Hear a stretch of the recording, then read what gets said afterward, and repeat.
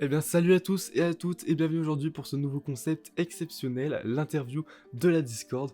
Pourquoi le concept est exceptionnel? Parce qu'on a des invités exceptionnels, puisqu'aujourd'hui nous sommes en compagnie de Falca. Salut à toi. Salut, merci beaucoup de me recevoir, mec, ça fait plaisir. Bah franchement, merci à toi, c'est pas tout le monde qui aurait accepté justement de faire partie de ce concept, alors que toi t'as accepté sans broncher, et je te remercierai jamais assez, c'est un immense honneur que tu me fais. Et vraiment, merci beaucoup. Avant de vous expliquer ce qu'est le concept, les gars, je vais laisser Falca se présenter pour ceux qui ne le connaissent pas. Falca, qui est quand même connu de la plupart, notamment des joueurs Rocket League.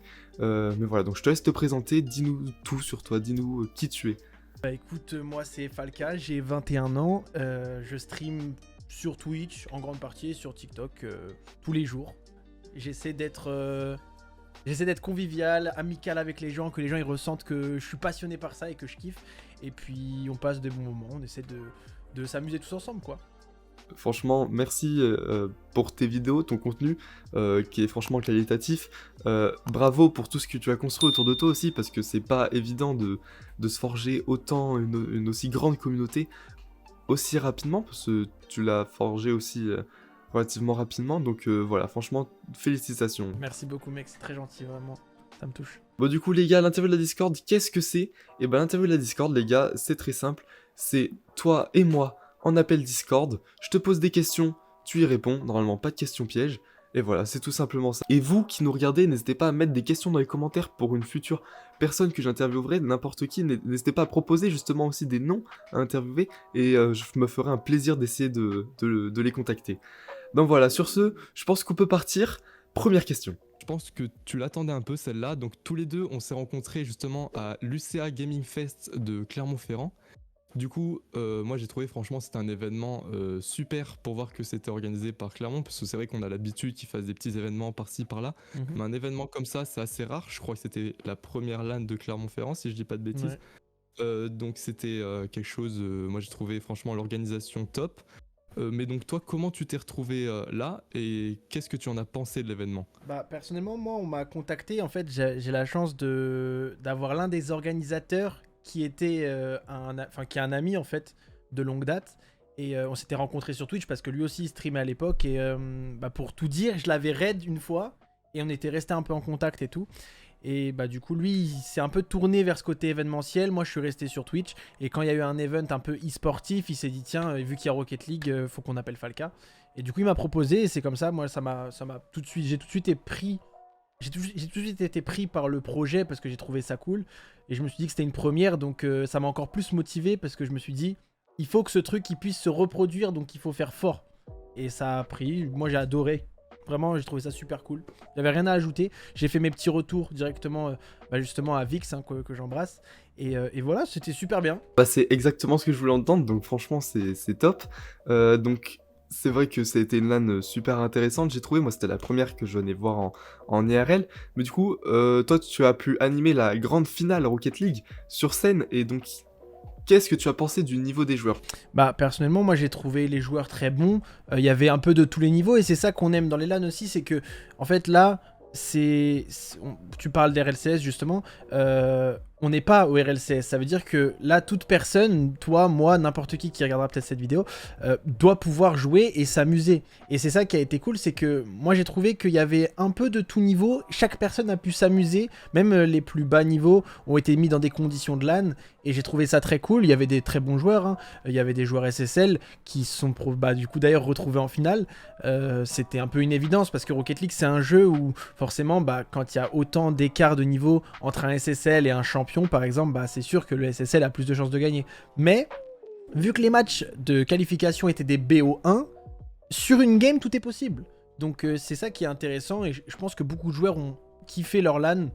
Non seulement parce que l'ambiance était cool, mais en plus parce qu'ils ont cru en leur chance en fait. Comme tu l'as dit, il y a un peu de tous les niveaux, et c'est ça qui est cool, c'est que on est dans l'ambiance d'une LAN, il y a un peu de tous les niveaux, c'est-à-dire que voilà, en plus c'est des matchs en BO1, tu l'as dit, on a tous tout le temps notre chance, on tente, on tente, on tente, et on n'a rien à perdre, on a juste une expérience à gagner.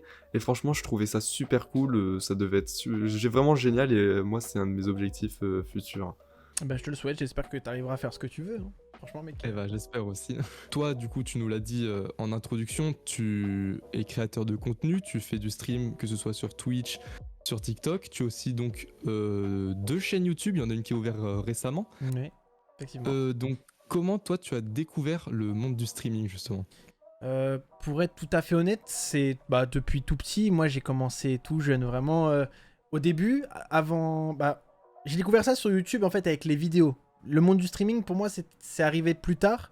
Mais à la base, moi, c'était les vidéos YouTube et comme beaucoup de jeunes, je commentais mes parties de jeu tout seul dans mon salon, genre je jouais à Minecraft ou autre, et j'étais en train de dire ok bah là je vais miner du fer et je vais récupérer du diamant, je parlais tout seul, et du coup depuis tout petit j'ai kiffé, j'adorais cet univers, je voulais être youtubeur, je voulais faire ce truc là, et plus tard, là il y a 3 ans du coup depuis que j'ai commencé, il y a eu le Covid. Ça a beaucoup aidé entre guillemets au lancement de moi et aussi beaucoup d'autres personnes sur les réseaux. Et du coup, ça a fait que j'ai eu l'opportunité de me lancer. Et c'est comme ça que je suis tombé dedans en fait. Parce que de base, moi je consomme pas Twitch. Je regardais jamais Twitch. Et j'ai commencé à streamer sur Twitch parce que c'était le site de streaming. Et je me suis dit, je vais me lancer direct. Et c'est en me lançant sur Twitch que j'ai commencé à consommer du streaming. En fait. C'est un peu comme la plupart des streamers, je pense, parce que moi, forcément, voilà, j'ai commencé pareil dans ma chambre à parler quand je jouais, voilà. Ensuite, on a commencé à pouvoir se produire entre guillemets sur YouTube. Et forcément après le confinement est tombé, ça a lancé énormément de gens. Dont moi, on est parti sur Twitch, on a commencé à live, etc. En fait, ça nous permettait vraiment de retrouver ce milieu d'interaction qu'on avait perdu à cause du confinement justement. On pouvait le retrouver en ligne sur Twitch avec justement des gens de plus ou moins âgés, des gens qui suivaient juste et qui kiffaient ce qu'on faisait. Et franchement, je trouve que c'était, franchement, c'est le but même du streaming, pouvoir interagir avec la communauté. Et c'est sûr que ça a fait du bien à beaucoup de monde pendant le confinement. Mais du coup, toi, tu nous l'as dit, ça fait donc 3 ans que tu streams déjà. Et donc, depuis ces 3 ans, tu as vécu beaucoup de choses, etc. Mais du coup, où est-ce que tu te vois d'ici 5 ans? Est-ce que tu te penses encore en train de stream, en train de, je sais pas, n'importe, dis-nous tout. Et franchement, je vais te dire, c'est compliqué parce que le monde du streaming, c'est un milieu qui est très insécurisant et aussi parfois précaire. Donc ça veut dire que tu sais pas trop ce que tu feras dans 3, 4, 5, 6 mois. Donc 5 ans, c'est encore plus dur. Mais j'espère que le moi du futur dans 5 ans sera fier de ce qu'il a fait pendant toutes ces années, parce que j'espère pouvoir continuer à faire ça le plus longtemps possible, voire toute ma vie. On voit encore plein de streamers maintenant qui sont un peu plus âgés que moi par exemple, ou plein d'autres personnes et qui sont encore dans le milieu. Je pense à des gens comme Mister MV, même des Zerator, le Bouzeux, qui sont plus âgés et qui ont encore de très très très longues années devant eux dans le monde du streaming et des réseaux, et j'espère pouvoir faire partie de ces gens là qui peut continuer à vivre de ça pendant très longtemps et vivre de sa passion. Oui, c'est sûr que c'est une chance et que beaucoup de jeunes et de nos jours aimeraient pouvoir se lancer justement dans une carrière comme ça sur Twitch, YouTube, etc. Mais justement, c'est pour ça que c'est de plus en plus dur d'accès aussi, parce que il y a de plus en plus de monde, donc c'est de plus en plus difficile de se frayer un chemin. Il faut faire beaucoup de sacrifices, je pense, justement, pour en arriver là. Et donc toi, dis-nous, est-ce que tu as dû faire justement beaucoup de sacrifices pour en arriver là où tu en es actuellement? Ça c'est sûr, pour les sacrifices, c'est une certitude. Je pense que quand tu veux atteindre quelque chose qui est pas donné à tout le monde, il faut te battre et travailler plus, se donner les moyens d'y arriver en fait. Et donc forcément, pour ma part, j'ai fait beaucoup de sacrifices. Donc moi j'ai commencé, j'avais 18 ans, maintenant j'en ai 21. J'étais tout le temps à la maison, pas de soirée, pas de sortie avec les potes. Donc forcément ça m'a éloigné socialement de mes amis, de la vie de tous les jours. Mais j'ai gardé ceux qui, entre guillemets, comprenaient ce que je faisais. Et je pense que ça a fait un tri dans ma vie de gens qui, en fait, si tu les vois pas, tu perds ce lien. C'est des choses qui doivent arriver. Ça m'est arrivé, du coup, pour le coup. C'est pour ça que je parle de sacrifice. C'est que j'ai perdu des amis juste en streamant. En fait, on s'est pas disputé ou quoi. Juste, on s'est éloigné. Et j'ai perdu des gens à qui je tenais beaucoup à cause de, entre guillemets, à cause du stream. Mais je pense que si c'est arrivé entre guillemets, pour cette raison, ça aurait pu arriver sur d'autres choses, donc je pense que ça a juste fait un tri. Donc pour commencer, il y a ça, et évidemment, il y a le nombre d'heures où tu, entre guillemets, t'investis dans ton travail, c'est-à-dire à faire des vidéos, à réfléchir à des concepts, etc. Ça reste un plaisir parce que c'est une passion. Moi, c'est un plaisir de faire ça, mais c'est vrai que parfois, t'aimerais bien te poser sur ton canapé, sur ton lit, regarder une série et rien faire. Mais si tu veux réussir et aller là où tu veux aller, et bah t'es obligé de faire cet effort de concentration et cet effort de créativité pour surprendre les gens et que les gens aient envie de s'intéresser à ce que tu fais en fait. Oui, bah, je vois totalement ce que tu veux dire. Enfin, les sacrifices vont avec, on peut pas avancer sans faire de sacrifices de toute façon dans la vie. Et comme tu l'as dit, si ça a fait un tri, au final, c'est limite tant mieux, parce que tu gardes vraiment les vraies personnes. Donc forcément, il y a des personnes que tu perds, que t'avais pas envie de perdre. Mais tu restes toi et tu fais ce qui te plaît de toi. Et je pense que c'est ça le plus important, en effet. Bon, du coup, question suivante. Donc, moi, je pense avoir ma petite réponse, parce que t'en as parlé vite fait à Lucia Gaming Face, justement. Est-ce que tu payes des monteurs, des media makers, etc., ou est-ce que c'est toi qui fais tout seul, justement? Non, évidemment, je paye des gens pour m'aider et c'est ça qui est important aussi, c'est d'avoir un bon entourage avec qui tu peux travailler et vous allez dans la même direction. Moi, j'aime beaucoup travailler avec des gens qui apprécient en général mon travail. Parfois, je peux pas forcément le faire quand il y a des imprévus, mais en temps normal, j'ai une petite équipe de gens avec qui je fais mes montages TikTok, YouTube, mes miniatures, etc. J'ai des gens avec qui je travaille spécifiquement. Et j'aime bien aller, comme j'ai dit, travailler avec des gens qui croient au projet en fait. Oui, bah c'est sûr que le but c'est de travailler dans un environnement qui te plaît et avec des gens qui te plaisent aussi parce que le but c'est que justement t'as un métier où justement tu peux te permettre de choisir tes collègues, on va dire. C'est-à-dire que là tu vas pouvoir choisir ton monteur, ton media maker, etc. Et justement faire en sorte que ce soit des personnes qui te correspondent et je pense que ça c'est vraiment le point cool et c'est cette entente-là qu'il faut garder de toute façon. Donc voilà. Question suivante, donc toi t'es joueur Rocket League en grande partie. On peut à peu près savoir que t'as un assez bon niveau sur le jeu. T'es même passé SSL récemment si je dis pas de bêtises. Une fois, ouais, en saison 9, donc ça commence un peu à dater, mais une Ouais, fois. c'est vrai. Une fois. Mais du coup, est-ce que un jour tu devras rejoindre une team e-sport pour aller encore plus loin dans ton parcours ou c'est vraiment tu joues vraiment juste pour le stream, l'effet de compétition ça t'intéresse comme ça, mais pas dans le sens où oui un jour les RLCS, etc. Bah c'est à peu près ça, en temps normal, j'ai vraiment ce côté compétiteur qui m'anime, moi ça me motive en fait, le fait même que mes amis jouent au même jeu que moi, je me dis ah il est passé GC3, ok il faut que je tryhard pour atteindre le même rang que lui ou être meilleur, ça me motive, c'est là où je prends ma motivation simplement, et rejoindre une équipe e-sport, pourquoi pas, mais en fait il faut vraiment être très fort au jeu, et actuellement c'est pas mon cas, il faudrait déjà que je commence à être SSL tout le temps pour commencer à réfléchir à faire quelques tournois à droite à gauche pour le plaisir et essayer, mais là je suis encore un peu loin, j'ai encore beaucoup à faire, donc pourquoi pas si un jour j'ai le niveau, mais si ça se présente pas, mon objectif reste le stream et passer des caps sur le live. Ok, oui, je vois. Bah après, tu gardes quand même un excellent niveau, et c'est sûr que la scène compétitive, elle est extrêmement forte, et elle fait qu'augmenter de niveau au fil des années. Je pense par exemple à Zen, qui a seulement 16 ans, et qui est en train d'exploser tous les records sur le jeu. Ce mec, c'est un monstre, et donc forcément, la scène compétitive, elle s'éloigne de plus en plus. Enfin, mais après, je pense que, justement, t'as le niveau c'est juste que, voilà, donc forcément, toi, t'es plus dans le stream, machin, mais forcément, voilà, oui, si ça se présente à toi, y a aucune raison de refuser, c'est toujours une belle expérience, je pense, et puis voilà. Alors, du coup, on a dit tout à l'heure que tu as ouvert justement une deuxième chaîne YouTube. Est-ce que tu as peur, justement, d'ouvrir cette deuxième chaîne YouTube et justement de t'éloigner de ton contenu d'origine, que les gens ne suivent pas, etc., ou t'y vas confiant? Non, pas du tout. En vrai, moi, je pense qu'au contraire, c'est bien de séparer les choses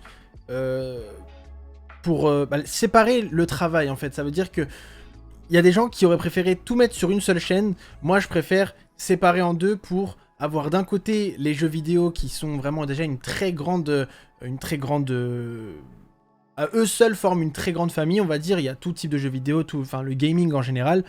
Et d'un autre côté, les vidéos un peu plus travaillées, un peu plus histoire, moi j'appelle ça un peu en mode storytelling, des vidéos où je raconte des anecdotes ou des faits divers qui ont pu se passer. Et je sépare parce que les gens qui aiment le gaming n'aiment pas forcément les histoires, et surtout l'inverse, c'est que les gens qui aiment regarder des histoires de faits divers, par exemple parfois serial killer ou autres, n'aiment pas forcément voir du gaming, et j'ai pas envie que les gens qui s'abonnent pour ces histoires-là soient entre guillemets dérangés par des sorties de vidéos autour du gaming. c'est vrai qu'il faut pas avoir peur de ça justement, et je pense que justement t'as bien fait de séparer les deux, parce que c'est vrai que la communauté du gaming est pas forcément intéressée par la communauté des threads comme tu l'as dit, donc forcément oui c'est pas une mauvaise chose de séparer les deux, mais forcément moi je pense que le changement peut faire un peu peur, parce que justement on peut se dire oui bah j'ai peur que ça suive pas quoi, mais ok. Tu comptes au total du coup plus de 300 000 abonnés au total de tes chaînes, que ce soit TikTok, Twitch, etc. Donc, est-ce que c'était déjà arrivé de te faire reconnaître par des gens dans la rue? Bah, hors convention, une fois. Genre, quand je vais à des conventions, comme par exemple ce qu'il y a eu à Clermont, ou même des choses qu'il peut y avoir à l'eSpot. L'eSpot, c'est une petite pièce, pareil, c'est une petite LAN qui peut être, qui a lieu plusieurs fois dans l'année, les Urban Series. Mais une fois dans la rue, ça m'est arrivé. Et en plus, c'est pour dire, c'est que moi, je suis pas quelqu'un qui sort beaucoup. Ça veut dire que pour me croiser, il faut vraiment, genre, avoir de la chance entre guillemets, genre enfin c'est très peu probable, parce que moi je passe beaucoup de temps chez moi en train de travailler, justement comme je disais je sors très peu, ou alors pour aller au sport, ou parfois avoir des amis dans Paris. Du coup ça fait que bah, pour me croiser c'est assez rare, donc ça m'est arrivé une fois, c'est vrai que ça m'a surpris et ça m'a fait plaisir, les gens étaient super sympas, donc j'espère que ça se reproduira encore. Bah, ça risque de te réarriver en vue de ton envergure. C'est vrai que tu montes de plus en plus en termes de followers, etc. Donc les gens forcément vont de plus en plus te connaître et te reconnaître dans la rue. Après, voilà, certes, tu sors pas beaucoup, mais ça reste, je pense, quelque chose qui risque de t'arriver encore plusieurs fois. Autre question, donc toi, t'es créateur de contenu. Mais est-ce que t'as peur de te présenter aux gens en tant que tel? Parce que justement, les gens peuvent dire, ouais, créateur de contenu, c'est pas un métier, etc. Beaucoup de gens le pensent malheureusement. Et du coup, est-ce que toi, tu as peur justement de te présenter en tant que tel, ou tu le fais sans hésiter? Non, en vrai, je pense qu'il faut pas avoir cette peur ou cette honte, entre guillemets. Certains ont parfois honte et tout de dire qu'ils travaillent sur Internet. Moi, j'ai pas honte, au contraire, c'est une petite fierté de dire ouais, bah, je travaille sur Internet, je vis de ma passion, je fais des vidéos, je joue aux jeux. En fait, souvent, je résume par je joue aux jeux vidéo et je fais, bah, je divertis les gens sur Internet. Et souvent, les gens comprennent pas trop comment c'est possible que quelqu'un qui joue devant les gens puisse gagner sa vie. Et j'essaie d'expliquer par les différentes manières qui font que je gagne de l'argent sur Internet. Et en général, les gens comprennent, ils trouvent ça fou. Et donc, moi, non, j'ai pas forcément honte de dire ça. Je vois. Ok, et du coup, autre question, on essaye d'enchaîner un peu. Est-ce que tu penses pouvoir encore vivre longtemps du stream? Parce que tu nous l'as dit, c'est quelque chose qui est assez aléatoire, c'est-à-dire que ça peut tout s'effondrer du jour au lendemain. Mais est-ce que tu penses pouvoir encore en vivre longtemps? Bah, moi, je pense que c'est surtout, vu qu'on sait pas, mais c'est comme dans plein d'autres métiers, le restaurateur qui tient son restaurant, dans 2 ans, la fréquentation de son resto peut chuter pour X ou Y raison, et tu dois réfléchir au après. Moi, je suis dans le maintenant, parce que c'est maintenant que je dois faire le travail pour que mon demain soit bien. Donc si aujourd'hui je fais le taf, je sors des vidéos, du contenu de qualité et en quantité suffisante, c'est censé continuer à s'améliorer. Tu l'as dit tout à l'heure, j'ai 2 chaînes YouTube, donc j'essaie de sortir des vidéos gaming, des vidéos histoire, des streams tous les jours, des TikTok. Genre je multiplie vraiment le contenu, et normalement en se comportant comme ça, c'est censé progresser et pas dégraisser. Donc j'espère pouvoir, que ça pourra durer, et au pire des cas, même si un jour ça vient à commencer à flopper et que je puisse plus en vivre, bah je pense qu'il y aurait un temps où tu vis sur tes réserves, parce que tu accumules, quand ça va bien, tu gagnes de l'argent et tu mets un petit peu de côté et tu réinvestis, donc tu as de la réserve pour si jamais un jour il y a un coup dur. Et si ça devient trop compliqué et que je vois que la machine repart pas, et ben on fera autrement. Et du coup, autre question justement, si jamais ça se coupe comme ça du jour au lendemain, quel niveau d'études tu as pour pouvoir justement reprendre une vie entre guillemets normale après ça? Bah comme j'ai dit tout à l'heure, j'ai commencé à 18 ans, donc j'ai juste eu le bac, et après mon bac, j'ai tenté la fac, ça m'a pas plu, donc j'ai essayé de retrouver autre chose. J'avais 3 mois avant de rentrer dans mon autre école, et pendant ces 3 mois, je me suis donné à fond sur le stream et ça a pris. Donc je suis jamais rentré dans cette école-là. Donc j'ai un bac, voilà, j'ai un bac, donc à voir, en fonction de là où je veux aller, soit je fais un BTS, soit je fais juste une formation pour... Enfin, ça peut dépendre en fait, vraiment. Après, un bac, c'est déjà bien. En plus, comme tu l'as dit, le stream, ça t'a permis d'avoir beaucoup d'expérience dans différentes choses et ça peut te permettre justement de trouver un métier encore plus facilement parce que certes, il y a des métiers entre guillemets basiques tels que postier, etc. dont tu n'auras peut-être pas les qualifications nécessaires, mais justement là le stream ça t'a permis d'en apprendre plus sur le monde de l'audiovisuel, etc. et tu pourrais plus te spécialiser là-dedans, donc forcément ça reste quelque chose de super intéressant, oui.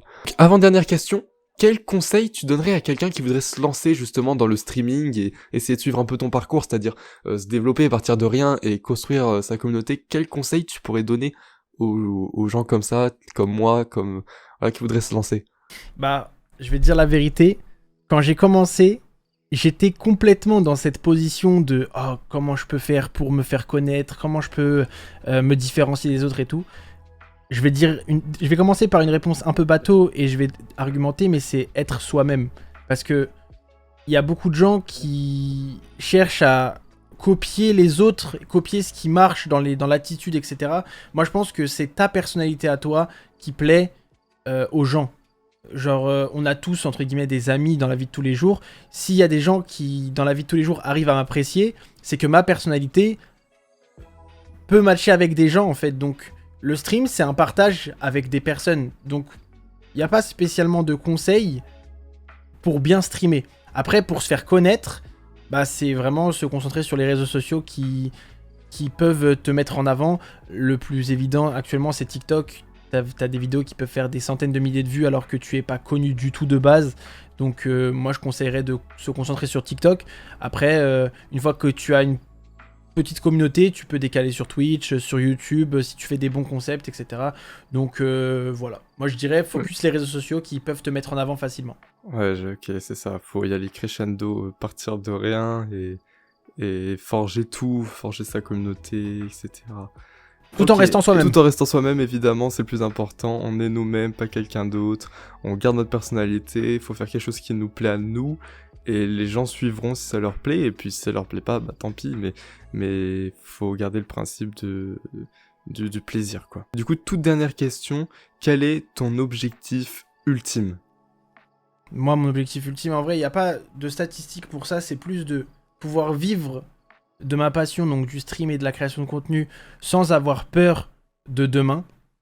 C'est-à-dire que ne plus avoir la boule au ventre et de se dire... Parce que ça peut m'arriver parfois d'avoir peur de l'avenir, de me dire « Oh, imagine demain, ça s'arrête, etc. » Là, vraiment, mon objectif, c'est d'atteindre un niveau où je sais que j'ai plus à avoir peur qu'un jour ça s'arrête. D'avoir mis de côté suffisamment, entre guillemets, d'argent pour pouvoir vivre toute ma vie, ou le plus longtemps possible, entre guillemets, sans avoir peur, et pouvoir continuer à faire ce que j'aime, sans que ça s'arrête.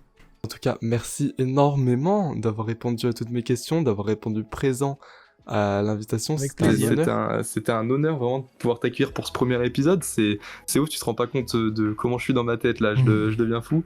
Mais merci beaucoup et bah écoute, je te souhaite que du bon. Franchement, merci encore une fois énormément. Les gars, faut vraiment aller lui donner de la force. T'es quelqu'un super, que ce soit humainement, etc. On a pu se rencontrer et t'es pas faux, quoi. Et t'as accepté direct. Comme ça, mon concept, c'est incroyable. C'est pas tout le monde qui l'aurait fait. Voilà, donc je te remercierai jamais assez pour ça. Et avec plaisir. Voilà. Donc les gars, dans les commentaires, n'hésitez pas à mettre des futures questions que vous voudriez poser à la prochaine personne qui passera dans l'interview de la Discord. Et n'hésitez pas à me dire qui vous voulez que j'interviewe aussi.